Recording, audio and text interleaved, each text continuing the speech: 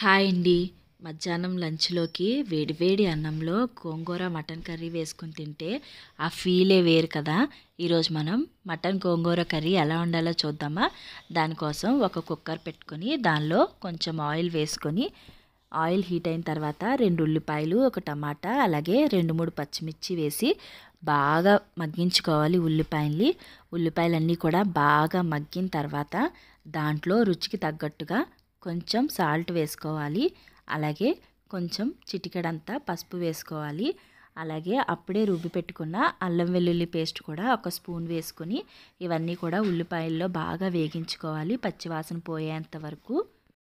ఉల్లిపాయలు బాగా వేగి పచ్చివాసన పోయేంత వరకు కూడా ఉల్లిపాయలు బాగా మగ్గించుకున్న తర్వాత మనం కడిగి పెట్టుకున్న మటన్ ముక్కలన్నీ కూడా నీట్గా కొంచెం సాల్ట్ వాటర్ వేసి మటన్ కడిగి పక్కన పెట్టుకోవాలి. ఆ ముక్కలన్నీ కూడా ఈ మగ్గిన ఉల్లిపాయల్లో వేసేసుకుని అటు ఇటుగా కలుపుకొని మటన్ ముక్కల్ని కూడా మనం ఒక 10 to 15 మినిట్స్ బాగా మగ్గించేసుకోవాలి. మటన్ ముక్కలు కూడా బాగా మగ్గిన తర్వాత ఇలా కొంచెం వాటర్ అయితే పైకి వస్తుంది. అప్పుడు మనం రుచికి తగ్గట్టుగా కారం అయితే వేసుకోవాలి. మేము కారం తక్కువ తింటాం కాబట్టి కొంచెం కారమే వేస్తున్నాను.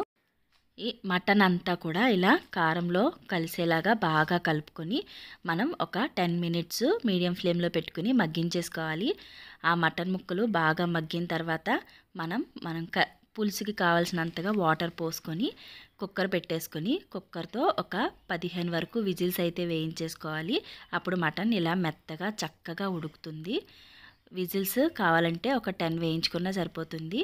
నేను ఆల్రెడీ గోంగూర ఆకులన్నీ కోసి కడిగి ఉడకబెట్టి కొంచెం పక్కన పెట్టుకున్నాను. ఇప్పుడు ఈ ఉడికిన మటన్లో ఈ ఉడకబెట్టిన మెత్తగా పేస్ట్ చేసుకున్న గోంగూర అంతా కూడా అందులో వేసేసుకుని చక్కగా కలిపేసుకోవాలి.